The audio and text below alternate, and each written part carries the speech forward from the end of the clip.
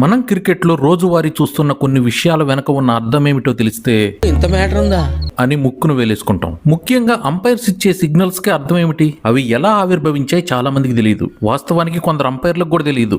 ఏం మాట్లాడుతున్నావురా? నేను చెప్పేది ఏమిటంటే వాళ్ళకి ఏం చేయాలో తెలుసు కానీ ఎందుకు చేయాలో తెలియదు. ఇది కరెక్ట్ గా చెప్పేవాళ్ళు. అందులో ముఖ్యమైన మూడింటి గురించి ఈ రోజు తెలుసుకుందాం.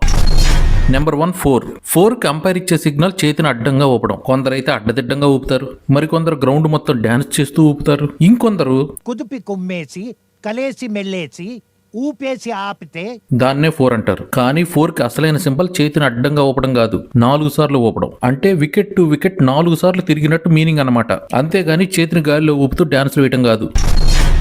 నెంబర్ 2 సిక్స్ అనగానే 2 చేతులు గాలిలో లేపడం మాత్రమే మనకు తెలుసు. యు ఆర్ అండర్ అరెస్ట్ అని పోలీసు వెనక నుండి అరిచినట్టు టక్కును గాలిలోకి లేపేస్తారు. మరికొందరు స్కూల్ పిల్లలు చేసే మాస్ డ్రిల్లా స్ట్రైట్ గా నిలబడతారు. కానీ 6 కి అసలైన సింబల్ చేతులు పైకెత్తి బౌండరీ ఆవల వైపు పడింది అని చూపించడం. అందులో ఒక యాక్షన్ ఉంటుంది. ఎంపైర్ బిల్లీ బోర్డన్ చేసే 6 యాక్షన్ ఇందుకు కరెక్ట్ గా సూట్ అవుతుంది.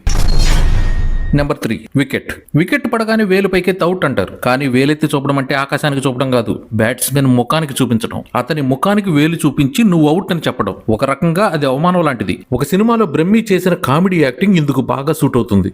అందులో బ్రహ్మానందం పర్ఫెక్ట్ అవుట్ సిగ్నల్ ఇస్తాడు.